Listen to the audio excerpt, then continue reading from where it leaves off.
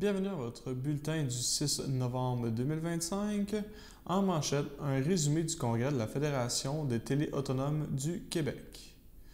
Effectivement, la Fédération de télévision communautaire autonome du Québec tenait son 27e congrès annuel du 24 au 26 octobre dernier à l'Hôtel Énergie de Shawinigan. Durant toute la fin de semaine, les représentants des télé communautaires de partout au Québec se sont réunis pour échanger, discuter des défis communs et réfléchir à l'avenir du réseau.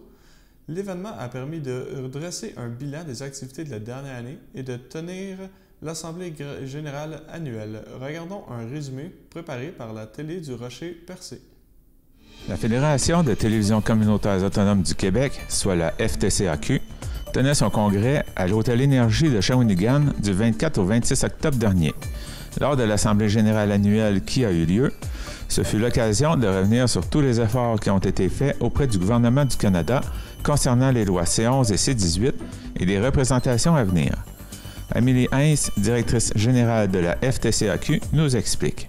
En participant aux différentes consultations publiques du CRTC, en participant à l'écriture des lois qui ont été adoptées par Patrimoine canadien au gouvernement canadien, C18, C11, de faire reconnaître la télévision communautaire comme étant une partie prenante du système de radiodiffusion canadien. Ça nous a permis de faire partie de certains fonds qui ont été créés, dont le fonds Google, donc qui distribue 100 millions de Google aux différents médias au Canada. La Fédération fait partie du conseil d'administration du collectif qui gère cet argent-là. Nos membres reçoivent une partie de ces argents-là. On fait aussi partie du programme de journalisme local, l'Initiative pour le journalisme local, l'IJL. On a maintenant 14 télévisions qui vont recevoir un journaliste financé par ce programme-là dans les prochains jours, ça s'en vient. Donc ça, c'est le genre d'avancée qu'on fait. C'est un travail qui est extrêmement long. C'est souvent long avant d'avoir des résultats. Mais quand on a les résultats, c'est extrêmement satisfaisant, puis on est vraiment content que ça arrive enfin vers nos membres. Le travail n'est pas terminé, on continue là-dessus. Ça continue à se mettre en place. Les lois au CRTC, on risque de comparaître encore devant le CRTC après les fêtes. On attend juste qu'ils partent la nouvelle consultation pour aller chercher une partie de l'argent des entreprises en ligne, en fait, pour qu'ils financent le contenu canadien. Donc, on attend de voir là, où est-ce qu'on va pouvoir s'insérer là-dedans. Qu'est-ce qui s'en vient? Qu'est-ce que la Fédé prévoit faire dans la prochaine année de ce côté-là? Oui, continuer nos représentations, être devant le CRTC, Patrimoine canadien, pour s'assurer qu'ils n'oublient pas l'importance de nos médias. Parce que, évidemment, on est souvent le dernier endroit où, dans les communautés, il y a de l'information locale qui est produite, qui permet aux localités d'être informés sur ce qui se passe chez eux. Au niveau politique, c'est extrêmement important. On va continuer à développer, en fait, les services qu'on offre aux membres. On a des nouvelles personnes dans notre équipe qui vont travailler sur des projets, surtout au niveau du numérique, mais peut-être aussi de soutien au journalisme chez nos membres. Puis, on va inviter le nouveau conseil d'administration qui vient d'être élu à se demander où il voudrait aller pour les prochaines années. Donc, faire une nouvelle planification stratégique pour justement définir les orientations là, qui vont nous aider, nous, à travailler dans les 3-4 prochaines années. Afin de rendre le contenu de TVC accessible sans passer par un câbleau distributeur, la FTCAQ travaille sur le développement d'une application Roku qui permettra à ses membres de diffuser leur contenu en continu sur cette plateforme. Amélie Heinz nous donne plus de détails. C'est une possibilité de développement, en fait, pour aller chercher des nouveaux auditoires, parce que c'est un peu ça l'enjeu pour n'importe quel média, c'est que les gens y voient, y écoutent, regardent leur contenu. Fait qu'il faut développer les types de plateformes sur lesquelles on diffuse. Donc, la télévision intelligente, c'était une option qu'on voulait regarder.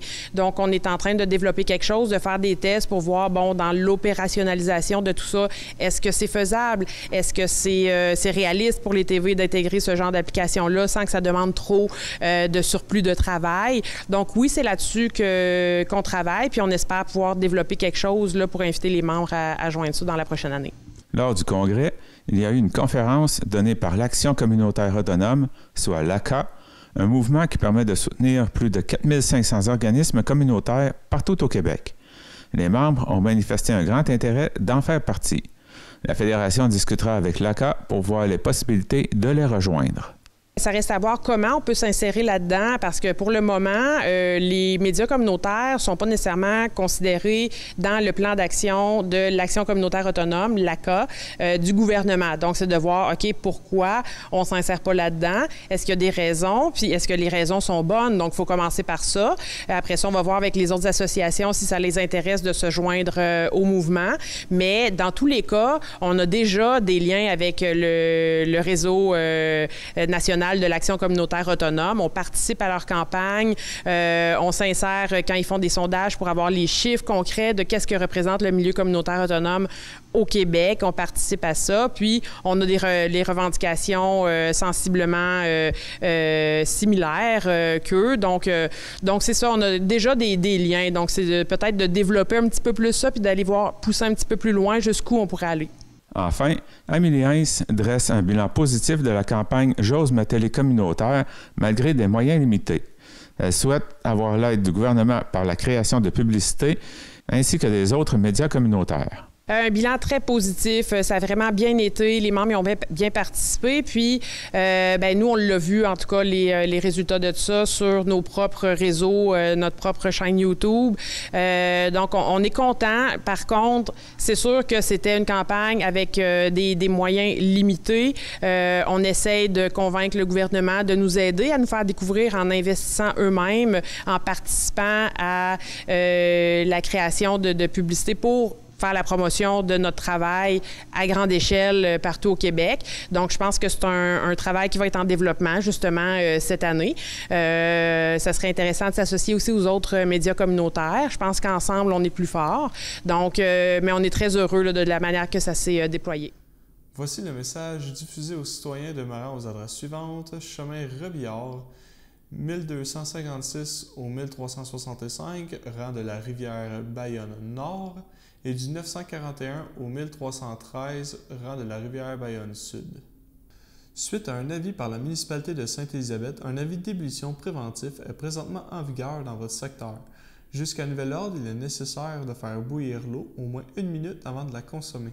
Cet avis est émis de façon préventive en raison de l'entretien des équipements à l'usine d'eau potable pour les secteurs de 941 au 1313, rang de la rivière Bayonne-Sud, au 1256 au 1365, rang de la Bayonne-Nord, ainsi que le chemin Reptail. Merci de votre collaboration.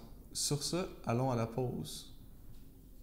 Votre station de télévision de Berthierville vous invite cordialement à son bingo hebdomadaire télédiffusé tous les samedis matins dès 9h30. Depuis longtemps, les fans de CTRB se divisent le joyeux montant de 600 $ chaque semaine à cette joute de bingo. N'oublions pas non plus le super bingo mensuel d'une cagnotte de 2000 $ que vous pourriez vous partager chaque premier samedi du mois. Un moment de fébrilité qui pourrait devenir payant pour plusieurs d'entre vous. Pour vous procurer ces fameuses cartes de jeu, les dépositaires participants sont à Berthierville, le dépanneur Formule 1, la station-service Armois sur le boulevard Gilles-Villeneuve, le marché IGA Extra Famille Mont-d'Or sur la rue Gabrielle-Brissette, le marché Métro Boucher sur la rue Notre-Dame et la pharmacie Proxime sur la rue Frontenac. À Saint-Ignace de Loyola, le dépanneur Proxy sur la rue de la Traverse, la boucherie Aldo sur le rang Saint-Michel. C'est donc un rendez-vous hebdomadaire chaque samedi matin à 9h30 sur les ondes de CTRB, votre télévision locale et régionale, celle-ci toujours en haute définition. Toute l'équipe de CTRB vous remercie de votre fidélité et vous souhaite bonne chance.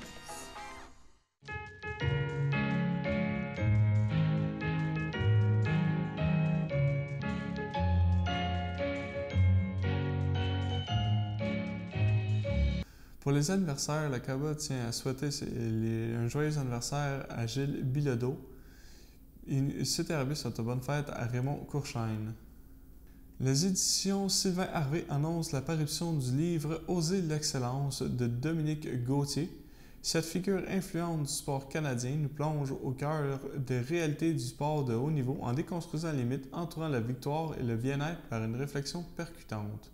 sur la place de l'excellence dans notre société à travers des anecdotes personnelles et des expériences avec les plus grands champions olympiques.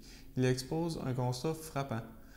Aujourd'hui, la peur de l'échec et l'obsession du bien-être ont affaibli la culture de la performance. Pourtant, l'excellence n'est ni facile ni malsaine. Elle est un choix, un mode de vie qui repose sur le travail, la résilience et la passion.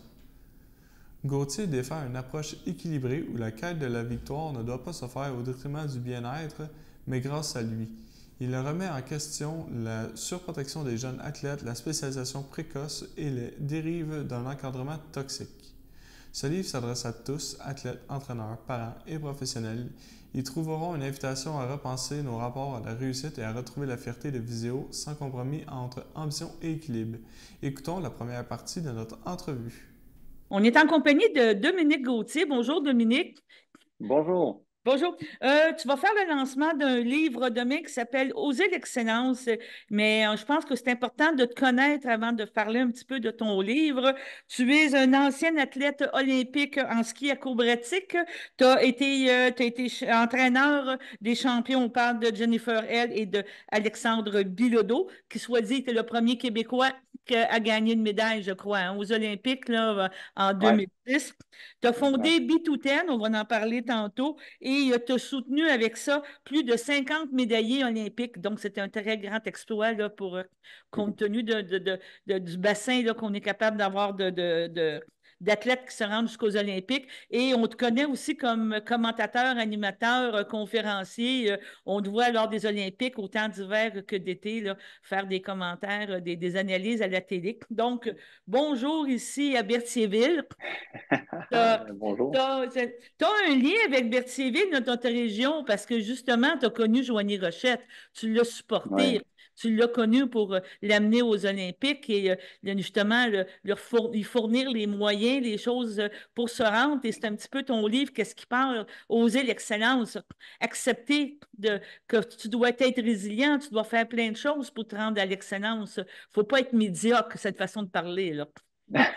Oui, ben en fait, c'est que de la manière que je vois ça, l'excellence, c'est que on confond souvent excellence avec gagner, avec être le champion ou en entreprise, d'être l'entreprise qui a eu les meilleurs chiffres annuels, alors que l'excellence, c'est pas ça. L'excellence, ça vient définir quelque chose qui ne pouvait pas être meilleur selon les circonstances. Exactement. Et donc, on a tous notre niveau d'excellence. Et vous parliez de Joanie, mais avec Joanie, avant les Jeux olympiques de Vancouver, j'ai quand même un petit background en patinage artistique. Ma sœur, ma mère, moi-même, j'en ai fait pendant 1 an parce que ma mère m'a forcé à en faire à l'âge de 5 ans. Et j'ai toujours eu un lien avec le patinage artistique dans ma vie. Et donc, je connaissais bien la réalité de ce sport-là, qui honnêtement, je trouve, a des méthodes d'entraînement qui sont un petit peu de la vieille école. Selon moi, je trouve qu'on patine trop à l'année longue. On devrait prendre le temps de faire autre chose. Et avec Joanie, c'est un peu le test qu'on avait fait, c'était d'amener un encadrement différent et même d'apporter la psychologie sportive. Et comme on connaît son histoire maintenant, c'était pas une coïncidence parce qu'on l'avait préparé comme ça à faire face à tout. Bon, c'est sûr qu'on n'avait pas prévu ce qui est arrivé. Naturellement, personne n'avait prévu ça. Mais ces outils-là, ce qu'on se dit, c'est que ça lui a servi pour passer au travers ce moment-là extrêmement difficile et de le faire de si belle façon comme elle l'a fait. Donc, ça démontrait que lorsqu'on aide un athlète d'une façon holistique dans son ensemble, pas juste lui donner un meilleur entraîneur, mais de lui donner un meilleur encadrement, ben, c'est comme ça qu'on peut se donner les meilleures chances de réussite lorsque le moment est venu, que ce soit aux Olympiques ou même que, comme je dis dans mon livre, que ce soit pour un jeune élève de 5e secondaire pour se préparer pour son examen de mathématiques. Vous savez, c'est un peu les mêmes choses. Moi, ma théorie, c'est de toujours se donner les moyens pour être dans la meilleure position possible sur la ligne de départ. Après, la ligne d'arrivée, on ne contrôle pas tout. On ne contrôle pas ce que les autres font. On ne contrôle pas comment les autres se sont préparés, mais on contrôle comment nous, on se prépare. Donc, je vais te ramener à une célèbre phrase des boys, thinking, le mental thinking. On parlait de ça avec les boys, avec Marc Messier. Mais la préparation mentale, qu'est-ce que tu m'amènes et tout? V'là 15 ans, v'là 20 ans, c'était pas quelque chose qui était, comment je peux dire ça, qui était dans le bagage, qui était dans le coffre à outils des athlètes. Mais le fait, comme tu me parles du patinage artistique, je vais t'amener aussi, parce qu'on l'a quand même beaucoup suivi, Joanie, puis ma fille en a fait beaucoup avec elle. Tu sais, c'est un des sports les plus difficiles, comme tu dis, parce que tu dois sourire, tu tombes, tu manques ton saut, et après ça, 5 minutes après, il faut t'aider le sourire, puis il faut que tu dises que tu es content. C'est des leçons de vie. Moi, c'est sûr que je le vois dans la façon que ma fille est comme professeure, comment elle est avec ses enfants. Oui, est-ce que tu as fait de ton mieux? Est-ce que tu es content de ce que tu as fait? Puis le restant, tu ne peux pas le contrôler. C'est quelque chose. Là. C'est très difficile pour un jeune, même quand tu as 5 ans, 10 ans, 20 ans.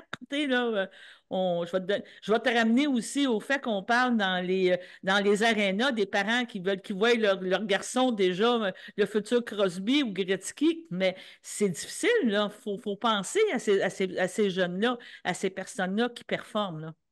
Ouais. Non, effectivement, puis je pense que la préparation mentale, la psychologie, c'est quelque chose qui est pas encore,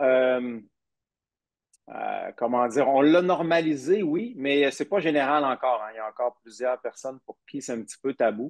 Mais en général, dans le sport de haut niveau, je pense qu'on a compris l'important. C'est que ce n'est pas une béquille, au contraire, c'est comme avoir un entraîneur lorsqu'on va au gym ou avoir un entraîneur lorsqu'on va sur la glace pour patiner. On a un préparateur physique qui est notre entraîneur pour le cerveau. Et pour le cerveau, oui, mais plus que ça. Vous savez, juste des choses simples comme comment apprendre à bien respirer pour venir justement se calmer lorsqu'on est dans une situation où on a les mains moites, où on est nerveux, nerveuse. Il y a des trucs simples qu'on peut adapter dans notre vie de tous les jours. Je pense que c'est ça maintenant qu'on a compris, oui, dans le sport, mais aussi dans notre société. Puis c'est des outils qu'on devrait donner à nos jeunes, beaucoup plus jeunes. Comme je le dis dans ce livre-là, pour moi, c'est ce qu'on devrait faire avec l'éducation. On veut leur montrer comment lire, écrire, comment compter. C'est extrêmement important, mais comment gérer la vie, comment gérer le stress, pour moi, c'est des outils qu'on devrait donner à nos enfants pour mieux les préparer. Plutôt que d'essayer de juste les protéger contre toute Oui. forme d'échec, on devrait leur enseigner comment vivre avec cette pression-là de devoir performer. Parce que ultimement, la vie, c'est comme ça. On se doit de performer. Vous allez appliquer pour une job un jour, vous allez être nerveux.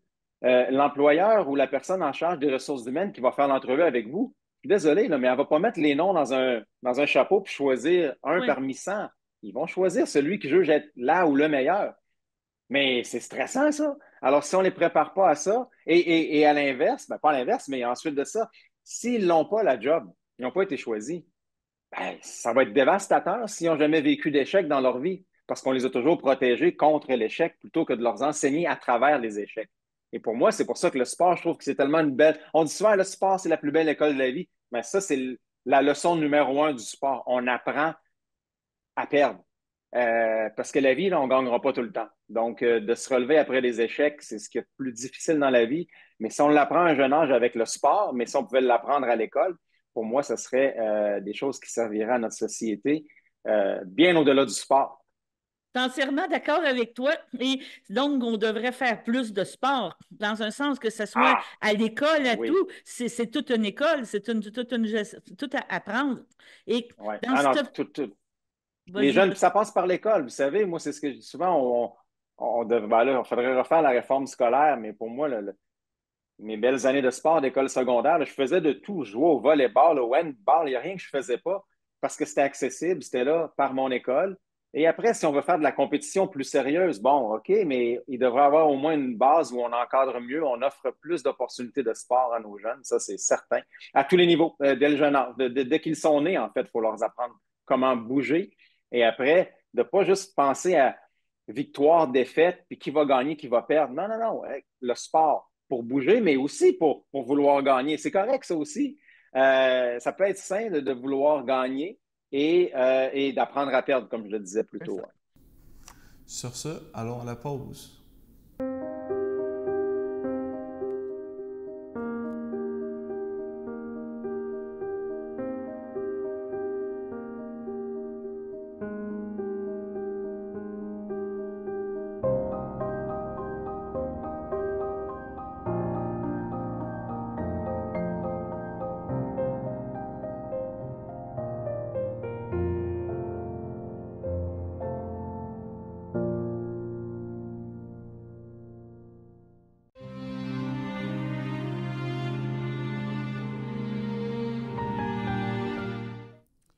au CHSLD du Piémont, à Saint-Jean-de-Matin, le 3 octobre dernier, à 71 ans, est décédée Mme Gilberte Cloutier, épouse de feu Robert Cromp, demeurant à Berthierville. Elle laisse dans le deuil ses frères, ses sœurs, ses belles-sœurs, feu Madeleine Cloutier, feu Roméo Grenier, feu Hélène Cloutier, Gérard Cloutier, feu Jean-Jacques Cloutier, Noël Cloutier, feu Pierrette Sylvestre, Pierre Cloutier, Victoire Coulombe, feu Louis Cloutier, Alfred Cloutier, Carole Terrien, feu Michel Cloutier, Martine Bergeron, ainsi que de nombreux neveux, nièces, autres parents et amis. La famille vous accueillera samedi 8 novembre, 13h30, au complexe funéraire F-Thériault, 741 Notre-Dame à Berthierville. Suivra une liturgie à la chapelle du complexe à 14h30. Madame Cloutier sera inhumée au cimetière de Berthierville le même jour. Au CHDL de Saint-Charles-Borromée, le 19 octobre, à 75 ans, est décédée Mme Diane Hull, épouse de Rosaire Drainville, demeurant à Notre-Dame-des-Prairies, native de Saint-Cuthbert.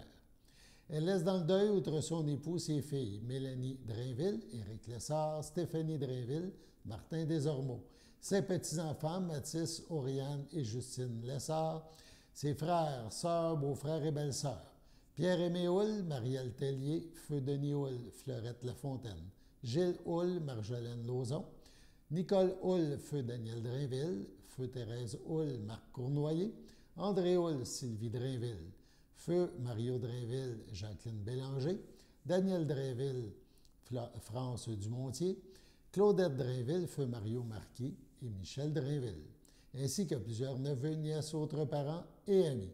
Veuillez compenser l'envoi de fleurs par des dons effectués à la Société de recherche sur le cancer. Des formulaires seront disponibles à l'Église. La famille vous accueillera samedi le 8 novembre dès 12h30 à l'église de Saint-Cuthbert.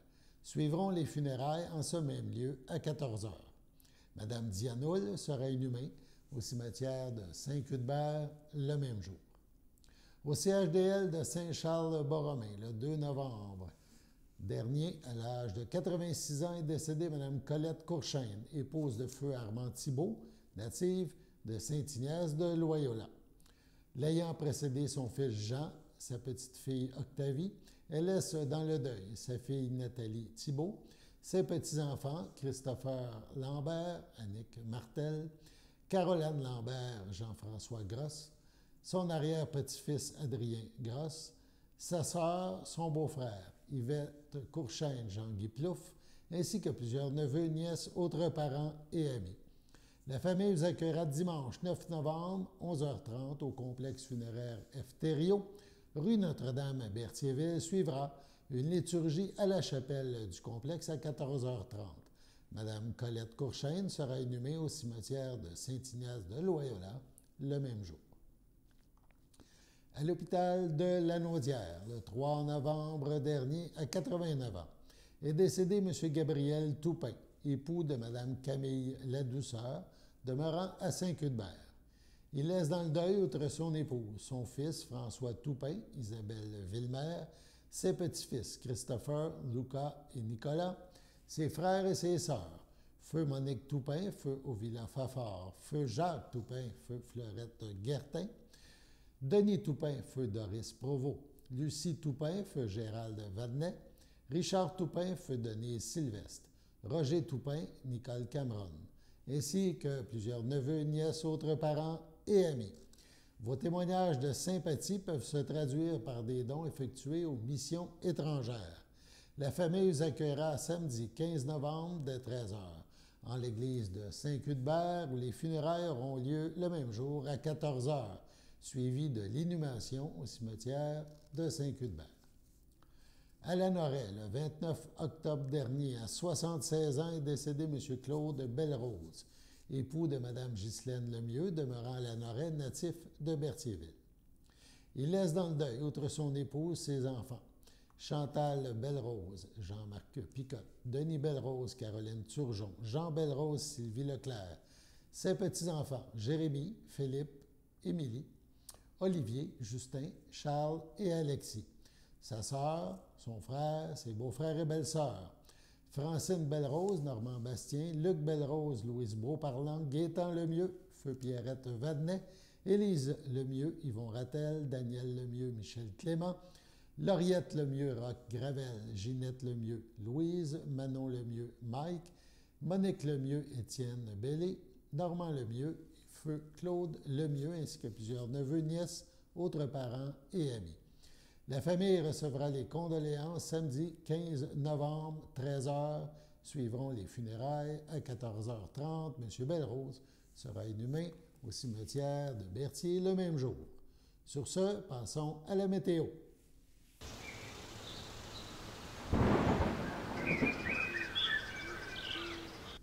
Bienvenue à votre météo de cette semaine. Aujourd'hui, jeudi soir, ce sera des passages nuageux. Une température de 0, un temps ressenti de -5. Jeudi nuit, ce sera un ciel variable.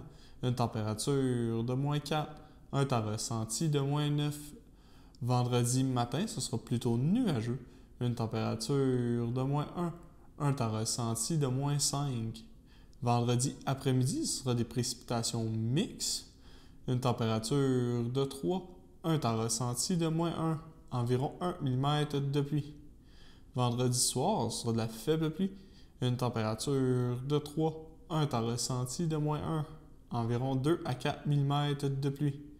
Vendredi nuit, ce sera nuageux avec averses. Une température de 5, un temps ressenti de 1, environ 1 mm de pluie. Et voilà, c'était tout pour votre météo.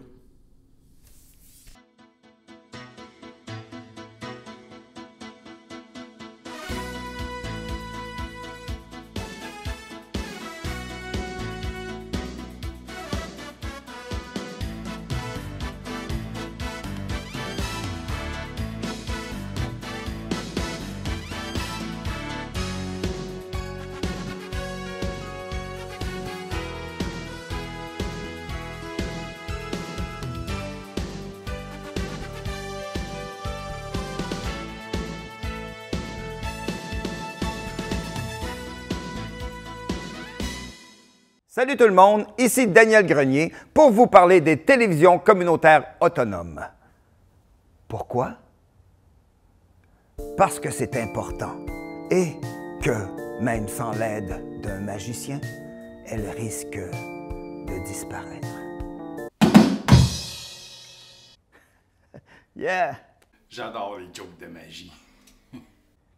Je vais continuer. Yes! La première fois que j'ai fait une entrevue à la télévision, c'était à la télévision communautaire des Bois-Francs. Oui, moi et mon groupe d'humour, nous avions fait une entrevue et même 2 sketchs. Bon, là, j'entends des gens dire à la maison « Hey, montre-nous-en un bout, montre-nous-en un bout. » Ah, non. Bon, OK, un petit extrait. Wow. Là, ça va faire m'appeler la police, vous allez avoir une amende. Il y aura qu'à porter des pinottes aussi! Avec des bonnes pistachios! Grâce à cette expérience, j'ai appris que faire de l'humour devant personne, ça rit moins.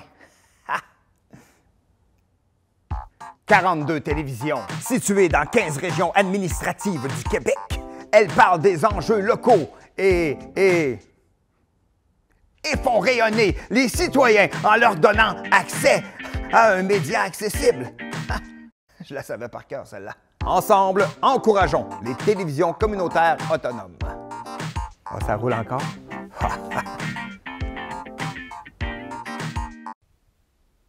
J'ose ma télé communautaire.